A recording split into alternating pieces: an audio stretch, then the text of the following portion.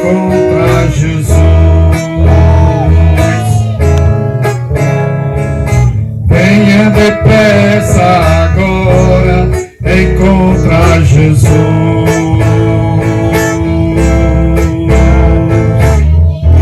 Venha enquanto é tempo, porque amanhã pode ser tarde demais. Aceite a Jesus como seu único e suficiente Salvador. Amém. Aleluia. Glória a Deus. Aleluia. Que coisa maravilhosa que nós temos ouvido nesta noite da parte do Deus Pai Todo-Poderoso. Para o homem natural, com certeza dirá, né, da parte dos homens, na verdade, a voz de Deus, ela sempre se manifestou-se na voz humana. Louvado seja o nome do Senhor. Às vezes, o homem é ignorante e chega ao ponto até de dizer assim, a Bíblia é escrita pelos homens. Claro, não é muita... Não, gente. A gente procura assim uma palavra para responder, gente que é tão ignorante assim, né? Mas a palavra do Senhor, ela, além de escrita pelos homens, também pronunciada pelos homens. Vamos lembrar em João capítulo 3, o verso 1 que diz que apareceu João Batista pregando na Judeia. João Batista, ele chegou pregando o evangelho, e o evangelho que ele pregava era o evangelho do arrependimento. Quem dera todas as pessoas que usam falar o nome de Jesus por aí, não só pregassem o evangelho do arrependimento, mas vivessem o arrependimento. Louvado seja o nome do Senhor. Visto o verso de número 2, dentro do capítulo 3 de João, a pregação era: arrependei-vos. Mas por que o arrependimento? Olha, quando o Deus vivo deu a Salomão a inteligência de construir o templo, depois que o templo já consagrado, dedicado ao Deus Todo-Poderoso, as pessoas de todas as línguas, raças, iam ao templo para adorar o Deus Pai. E o Deus Pai manifesta a voz dizendo, que é 2 Crônica, capítulo 7, e o verso 14: se o povo que se chama pelo meu nome orar a mim e se converter dos seus pecados, eu ouvirei dos altos céus. E eu paro aí, porque as promessas para se completar a vida do ser humano, primeiramente, é necessário o arrependimento. Louvado seja o nome do Senhor Jesus. Quando eu vim do Massapê, eu vim pensando, né? Porque à tarde eu conversei com a esposa e eu disse: filha, eu estou dividido agora. Estou dividido. Porque eu estou com vontade de ficar perto da neta. Está no hospital. E eu disse: como a gente vai fazer? Temos um culto marcado. Agora nós ficamos divididos. Ou cancela o culto e fica aqui, ou deixa ela aí, vamos para o culto. Vamos realizar o culto. E o Deus Pai dá sempre a ela uma palavra sábia e disse: não, filha, eu vou para lá e você vai para o culto. E o Deus Todo-Poderoso, Ele vai agir por nós. Que dá glória ao nome do Senhor Jesus.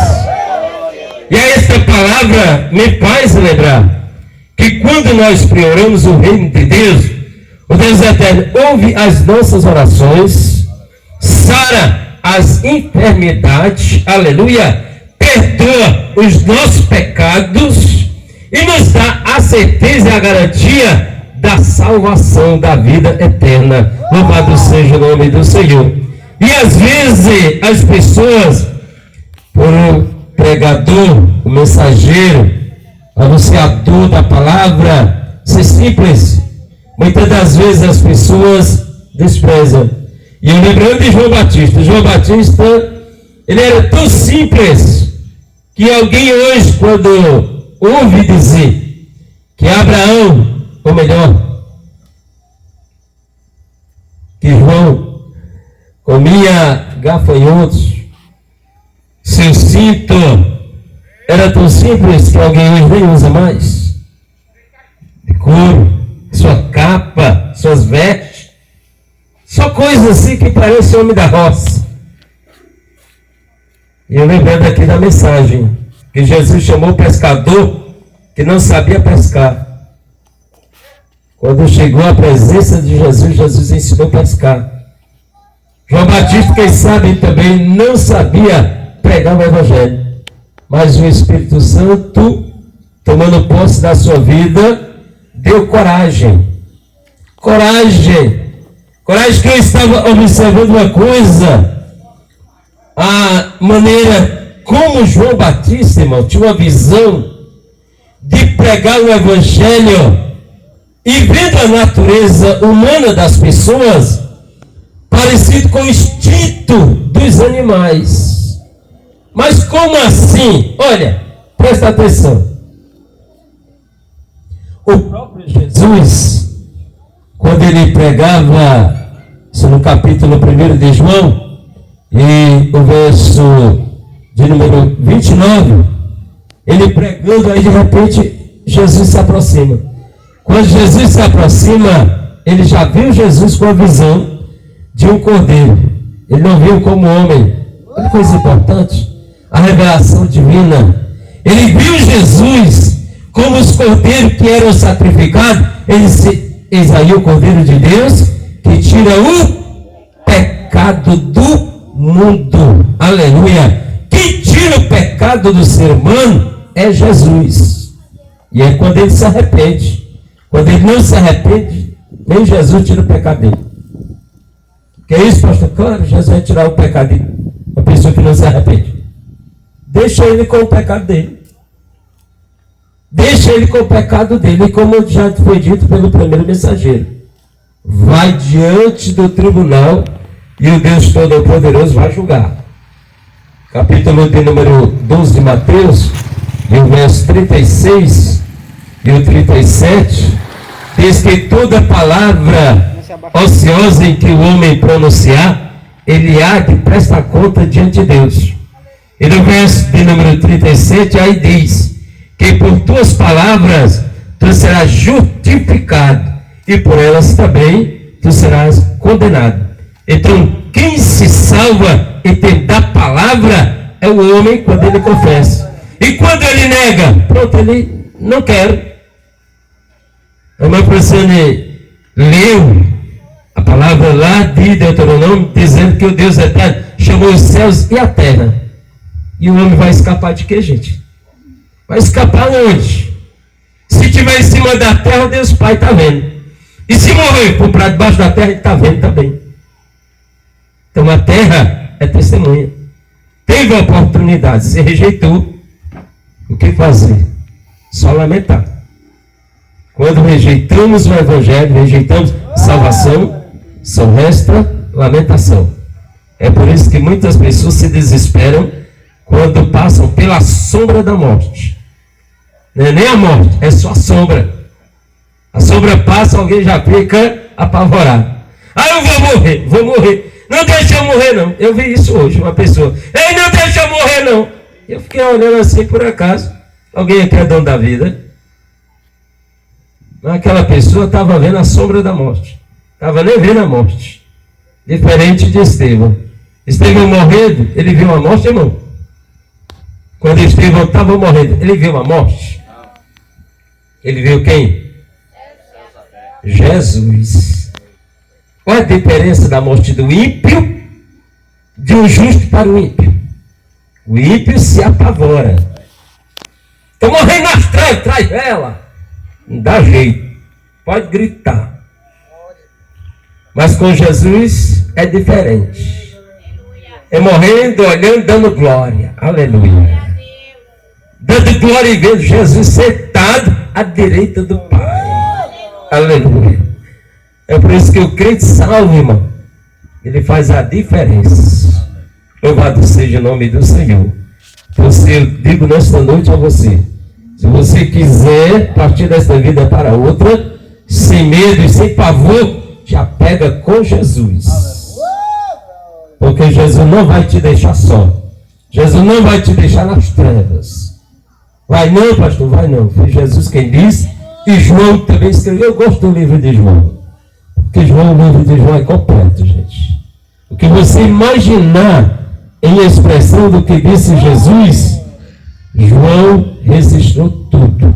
Louvado seja o nome do Senhor.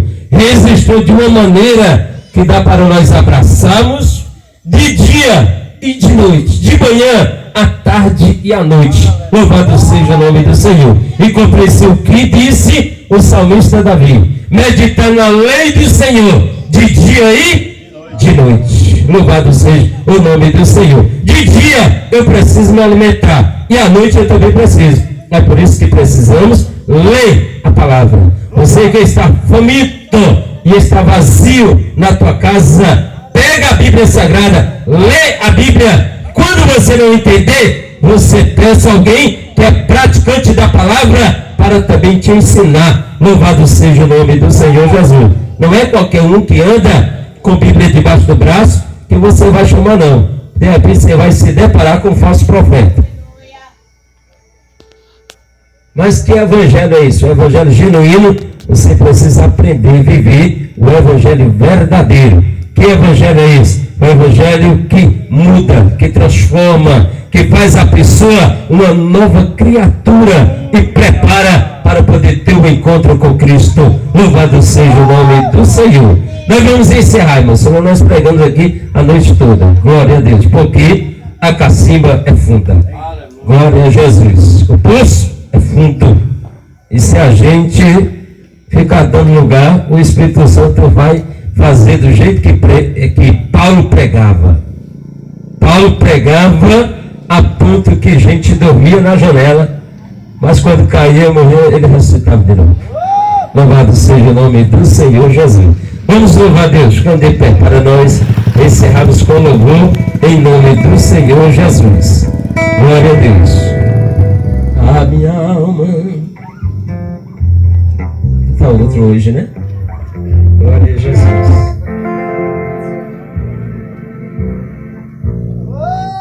Vamos lá, Alex. Nós dois. Glória a Jesus. A minha alma estava longe do caminho do sol.